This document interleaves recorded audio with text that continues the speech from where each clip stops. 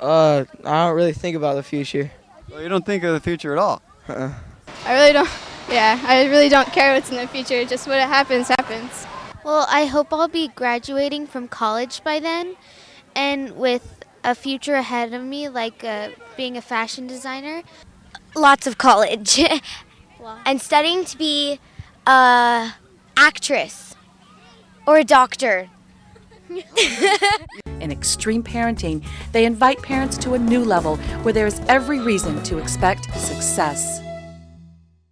Hi, my name is Bill Seery, and I'm a marriage and family therapist.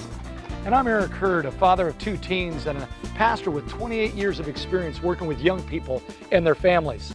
The more that the adults of the near future are able to carry out their good intentions through being in charge of themselves, the better off we will all be.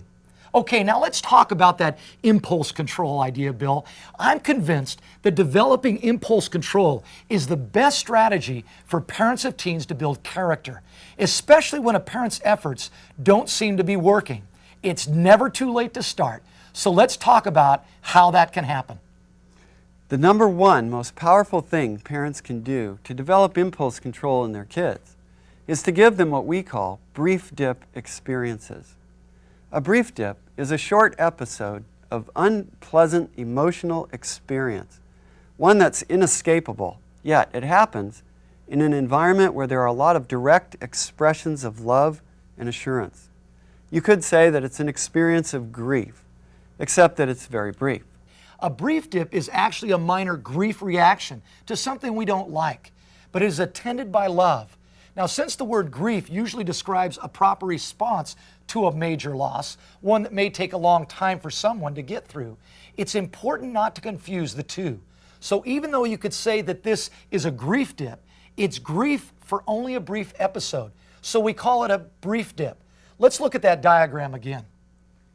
In the diagram, the lower lines represent the emotional state of the person while going through the dip. The short, straight line on the left indicates a state of comfort. Then something unpleasant comes along, such as a disappointment or a discipline, and the dip of discomfort happens. Feelings go way down, start back up, and then return to normal again.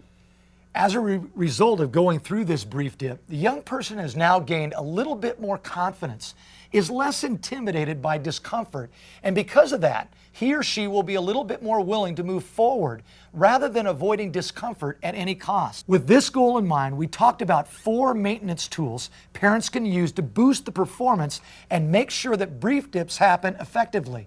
The first is to have a magnetic home, which means cultivating an environment with a high degree of both nurture and structure.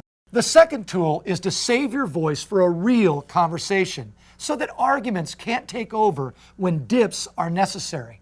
Third, child-proof your plan by being ready with rules, rewards, consequences, and sympathy for times when your teen is acting more like a toddler. The fourth and final tool, don't take the bait, is for when your own emotions are being triggered in a way that will interfere with implementing brief dips.